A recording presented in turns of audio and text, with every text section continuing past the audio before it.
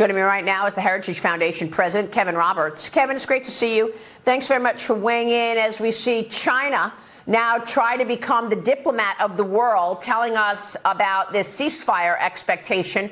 Meanwhile, we know exactly where China is on all of this. It's been supporting Iran from the backdrop. That's exactly right, Maria. This ought to scare the daylights out of us. You have a terrible combination of the uselessness of the United Nations proven over several decades with the evil of the Chinese Communist Party. As you indicate, what China is trying to do here really is not broker any peace, at least not as its first objective. It's trying to impose its will as the world's new global hegemon. And as your show today and every day points out so eloquently, the problem there, the reason they're able to do that, is because of American weakness, in particular American weakness personified by the most useless, feckless, incompetent president in the history of this country, Joe Biden. I do not say that lightly, and I don't make fun of his dementia lightly, but the world, especially Xi Jinping, sees Joe Biden as someone who does not represent American strength, and hopefully in a year we get to fix that problem. Well, I don't know. Are we losing this country, Kevin? Look at all of the ramifications of this president and this administration's failed policy and his basically rolling over for our adversaries, putting China in the lead for the world. A Rasmussen poll finds that 45% of likely U.S. voters are giving President Biden a poor rating for his handling on issues related to China.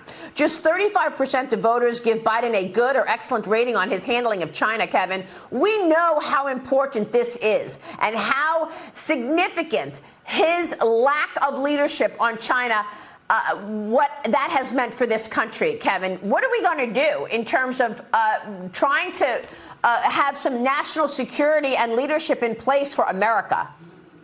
Well, Americans certainly agree with your suggestion that if we're not in decline, we're on the brink of it. You probably noticed over the Thanksgiving holiday, in addition to the survey results you just mentioned, that yet another survey came out that showed a majority of young Americans don't believe the American dream is possible for them. That's their way of saying not just that they're lacking economic security, Maria, but they're lacking a belief in national security. And the person responsible for that right now is the President of the United States. But I love the fact that you asked about solutions, because that's what I and my colleagues at Heritage try to do.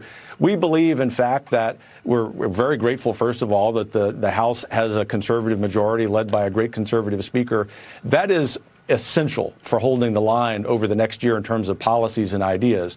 But we also believe next year, to inject some hopefulness here, real hopefulness, not hollow optimism, that the election cycle will go well. But let me issue this caveat. It is not enough for Republicans to win elections. They must govern as conservatives. This is why Heritage and 80 other groups with Project 2025 have the blueprint for taking control of the administrative state and imposing upon these 2.2 million bureaucrats the will of the everyday American rather than the other way around. I'm actually optimistic, Maria, that we're going to get this done. If you look at what's happened in Argentina, the Netherlands, where we're beginning to break the back of the elites who want to control our lives, I think the 2020s will be a good decade. We just have to seize the moment in the next year. Well, what about the money, asks one of my sources this morning. What about the fact that we just saw Chinese and Hong Kong companies get kicked out of the TSP fund, that's the thrift fund, but there are hundreds of other companies that remain in the mutual fund window. In other words, American investors are single-handedly funding the expansion of our number one adversary by having all of these Chinese companies that are tied to the CCP military as options for Americans to buy. The Journal is out with another op-ed this morning. It's titled, "China Isn't Backing Off Taiwan." And isn't that true? President Xi Jinping is using military pressure, propaganda to sway Taiwan's presidential election in January, Kevin. All the while, they're doing all of this in plain sight, whether it is bullying American ships and planes in international airspace or, coming up with new ways to surveil America, or perhaps interfering in our election as well. There's another story this morning talking about China, talking about multiple pathogens behind new respiratory illnesses spiking in China right now. Here we go again ahead of 2024, Kevin. Yeah, here we go again. That's all we need is another Wuhan virus. But let me respond to your comment about the Taiwan election. That's on January 13th. In addition to the situation in the Middle East, in addition to the situation in Ukraine, that election is the most important international issue for Americans to be paying attention to. Because obviously we trust the Taiwanese to make their selection.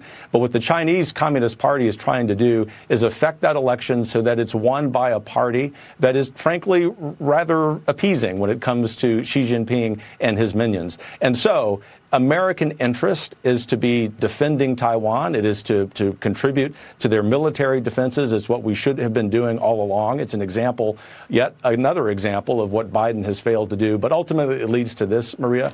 The United States has to get its act together at home. We also have to get our act together as it relates to being strong internationally. Those two things go hand in hand, and it starts by Americans taking the lead themselves individually by putting pressure on their members of Congress to pass laws that make it illegal for the Chinese to invest in our military-industrial complex and illegal for Americans to be investing in those funds you just mentioned. Until and unless we do that, we have no hope of defending Taiwan. Yeah, so, Kevin, do you think this is because he's compromised? Absolutely. There's just no question in my mind. If you think about what we have found at Heritage's Oversight Project with the great work with the House Republicans on this and Senator Grassley in the Senate, it's very obvious to us that the president, his son, perhaps most members of his family are compromised. I hate saying that. I hate thinking that, even though I disagree with the president of the United States on policy.